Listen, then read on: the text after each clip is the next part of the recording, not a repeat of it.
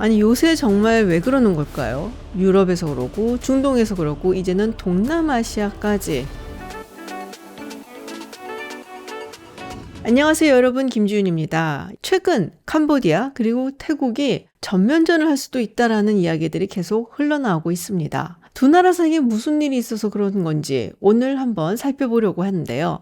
사실 이 두 국가 간의 분쟁은 꽤 오래전부터 있었고요. 그리고 해묵은 분쟁이다라고 이야기할 수가 있습니다. 올해 초부터도 심상치 않은 낌새가 있기는 했었어요. 올해 2월 13일 따모안톰 사원에서 캄보디아의 민간인 25명이 캄보디아 국가를 부르는 일이 있었습니다. 그러면서 태국 군인에게 제지를 당했고 그리고 내쫓아졌는데요. 따모안톰 사원은 캄보디아의 우다르 미안제이 그리고 태국의 수린주 이 국경 지역에 있는 곳입니다. 분쟁 지역이다 어쩌다 얘기를 하지만 태국이 시류 지배를 하고 있는 곳이죠.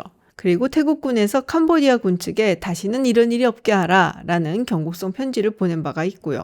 그리고 5월 28일 국경미확정 지역이라고 하는 총복에서 캄보디아 군인 한 명이 사망하는 일이 있었습니다. 양국의 군대 사이에 약 10분간 교전에서 벌어진 일이었는데요. 이로 인해서 양국 관계가 굉장히 험악해지기 시작을 했죠. 근데 사실 여기서 중요한 게 이 총복이라는 지역인데요. 캄보디아 그리고 태국의 국경 분쟁 이야기가 나올 때 항상 나오는 지역명이 있어요. 에메랄드 트라이앵글입니다. 세 국가의 국경이 접하는 곳이죠. 태국, 캄보디아, 라오스입니다. 그러면서 캄보디아 측에서 국경 봉쇄 그리고 경제 제재에 들어가게 되었고요. 7월 23일 국경 지역에서 태국 군인 5명이 지뢰를 밟아서 부상을 당하는 일이 생겼어요. 태국 측에서는 이것이 캄보디아가 설치를 새로 해놓은 지뢰다라고 주장을 했고 캄보디아 측에서는 무슨 소리냐, 옛날에 해놓은 거 니네가 운 나쁘게 밟은 것이다 라고 이야기를 했죠.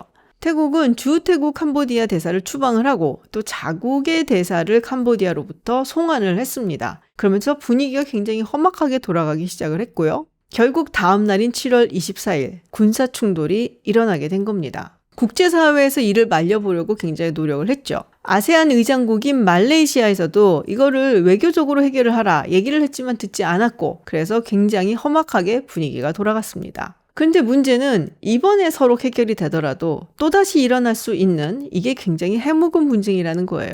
도대체 왜 태국과 캄보디아는 이렇게 국경을 가지고 싸우는 것일까? 우리가 보통 세계적인 분쟁이 생기거나 내전이 있거나 하면은 꼭 지목해서 원죄를 따지는 나라가 있습니다. 영국, 또 너냐? 이렇게 얘기를 많이 하는데요. 이번에는 영국이 아닙니다. 프랑스입니다. 사실 인도차이나 지역은 프랑스의 영향력이 굉장히 컸던 곳이죠. 라오스, 캄보디아, 베트남 이 지역이 프랑스령 인도차이나였었고요. 근데 태국은 프랑스에 속하지 않았습니다. 우리가 예전에 세계사를 배울 때 태국에 대해서 그렇게 배운 적이 있어요. 식민지가 되지 않았던 나라. 사실 태국은 프랑스와 영국 사이의 완충지역 역할을 했었던 곳이죠. 그럼 프랑스가 등장하기 전에 이 지역은 어떤 상태였냐? 13세기 전까지만 하더라도 캄보디아의 전신이다라고도 이야기를 하는 크메르 제국이 이 지역의 패권 국가였습니다. 그런데 중국 남부에서 이주를 해온 타이 민족이 이 지역을 야금야금 차지하기 시작을 했고 결국 크메르 제국을 멸망시키면서 이 지역을 차지하고 두 나라의 위상이 뒤집어지게 되는 겁니다. 글쎄요, 이게 굉장히 오래전에 일어났었던 일이기는 한데 두 나라 국민들의 DNA에 뭔가 역사 속에서 면면이 서로에 대한 해묵은 감정이 내려오고 있는 게 아닌가라는 생각도 듭니다. 그런데 현재 영토 분쟁의 직접적인 원인을 찾으라고 한다면 아무래도 20세기 초부터 시작된 프랑스의 식민 통치라고 할 수 있죠. 태국의 옛 국호인 시암의 세력권에 있었던 곳들을 프랑스가 하나씩 가져가기 시작을 했거든요. 그러면서 태국과 프랑스가 조약을 맺게 되는데요. 이것을 프랑스 시암 조약이라고 합니다. 시암 왕국의 땅들을 프랑스령으로 할양을 하는 것이었고요. 그리고 그렇게 함으로 인해서 국경선을 새로 긋는 것이 그 조약의 내용에 담겨 있었어요. 자, 그렇다면 국경선을 어떻게 긋느냐? 당시 조약에서는 분수계를 기준으로 삼기로 합니다. 자, 그럼 분수계가 뭐냐? 물줄기가 갈라지는 곳이 분수계인데요. 주로 산의 능선이라든지 아니면 산맥의 가장 높은 지점들을 연결한 선들이 분수계가 됩니다. 이게 자연에 의해서 형성이 된 경계선이기 때문에 분쟁의 소지가 적다라는 장점이 있었고요. 그리고 태국과 캄보디아 사이에는 당레크 산맥이 있었고 이게 자연스럽게 분수계가 됐던 겁니다. 그런데 문제가 생겼어요. 당시에 프랑스 측량사들이 지도를 제작을 했는데요. 프레아 비어 사원 근처 지역을 분수기에 따르면은 태국 쪽의 영토로 넣었어야 되는데 캄보디아 측의 영토로 넣은 거예요. 이게 과연 실수로 그랬던 것인가? 우리가 정확히 알 수는 없겠지만 좀 냄새가 나기는 하죠. 그렇다면 시암 왕국은 이 지도를 받아들고 가만히 있었냐? 가만히 있었습니다. 왜 그때 당시에 잘못된 지도를 두고 가만히 있었냐? 이것에 대해서는 확실하게 알려진 바는 없어요. 다만 그 당시에 시암 왕국의 과학적인 기술이라든지 또 지리적인 지식이 모자랐기 때문에 측량사들이 세밀하게 지금 정리를 해놓은 지도를 보고 이게 잘못되었다라는 것을 판별할 수가 없었다라고 이야기를 한 사람도 있고요. 사실은 잘못된 것을 알고 있었음에도 불구하고 어찌됐든 주권을 지키기 위해서 이것을 빨리 마무리하려고 그랬다라는 이야기도 있습니다. 그런데 정작 문제는 몇십 년 후에 일어나게 되죠. 2차 세계대전 이후 1954년 프랑스가 인도차이나로부터 물러나게 됩니다. 그러면서 태국군이 이 프레아비어 사원 근처를 점령을 합니다. 그러니까 캄보디아 측에서는 아니 이게 분명히 우리 거였는데 왜 니네가 점령을 하냐? 국제사법재판소에 이것을 제소를 하게 돼요.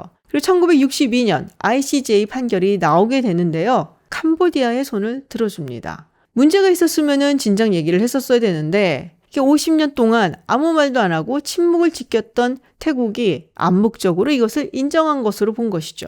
태국은 프레아비어 사원에 대해서는 판결을 수용을 했지만 그 주변에 대해서는 판결을 수용할 수 없다. 여전히 태국의 영토다라고 주장하고 나섰습니다. 그런데 이곳을 둔 갈등이 더 격화가 된 사건이 생겼는데요. 2008년 캄보디아가 프레아비어 사원을 유네스코 세계문화유산으로 등재하면서부터입니다. 태국에서 당연히 굉장히 격렬한 민족주의적 시위가 일어나게 되죠. 두 국가 간의 무력 충돌도 일어나게 되고요. 결국 캄보디아가 이것을 다시 한번 ICJ에 들고 가게 되는데요. 똑같이 1962년의 판결을 다시 한번 확인해 주죠. 이것은 캄보디아의 것이다. 자, 이렇게 오랫동안 양 국가의 국민들이 가지고 있는 민족주의 정서가 굉장히 크게 깔려 있다라는 점을 우리가 알 수가 있는데요. 여기에서 또 한 가지 굉장히 중요한 정치적인 사건이 얼마 전에 있었어요. 5월에 있었던 양국 간의 긴장을 타개하기 위해서 태국의 패통탄 친나와 총리가 훈센 캄보디아 상원의장에게 전화를 합니다. 공식적인 루트를 통한 전화가 아니라 개인적인 루트를 통한 전화였거든요. 약 17분 동안 패통탄 총리 그리고 훈센 상원의장 사이에 전화 통화가 오갔다고 하는데요. 이 통화에서 굉장히 패통탄 총리가 훈센 상원의장한테 아주 공손하고 또 아주 친근하게 아저씨라고 부르면서 이야기를 나눴다고 합니다. 그러면서 오히려 태국의 군부를 비난하는 발언을 했다고 하죠. 저 사람들이 센 척하느라 그런다. 저렇게 도발을 한다라고 하면서요. 물론 자신의 아버지가 군부에 의해서 실각을 하기도 했고 본인이 정치를 하면서도 군부하고 항상 견제를 하고 있기 때문에 별로 태국의 군부에 대해서 좋은 생각을 가지고 있지 않은 것은 이해는 갑니다만 훈센 상원의장이 전화 통화를 한 내용을 몰래 녹음을 했던 거예요. 그리고 이것을 며칠 후에 풀어버립니다. 당연히 태국에선 난리가 났죠. 한 나라의 총리가 어떻게 이럴 수가 있느냐라면서 굉장히 국민들이 경노했고요. 그리고 현재는 헌법재판소에서 조사를 하고 있고 패통탄 총리는 총리 자격을 아직 상실한 것은 아니지만 직무정지 상태에 있게 됐죠.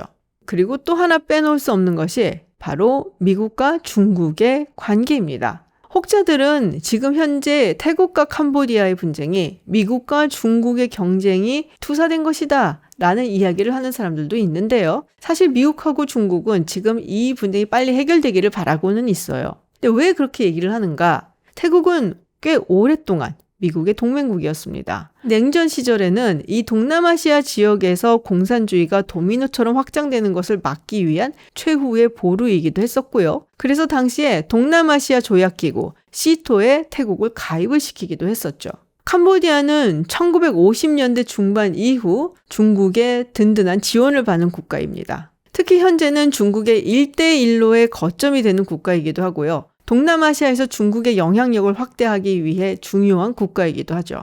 냉전이 끝나면서 미국과 중국의 패권 경쟁이 수면 위로 떠오르게 되면서 이 동남아시아 지역에서도 미국과 중국의 경쟁이 도드라지게 됐는데요. 그러면서 미국은 이 지역의 사회주의 국가들과 관계 개선에 나섰습니다. 그 대표적인 케이스가 베트남이죠.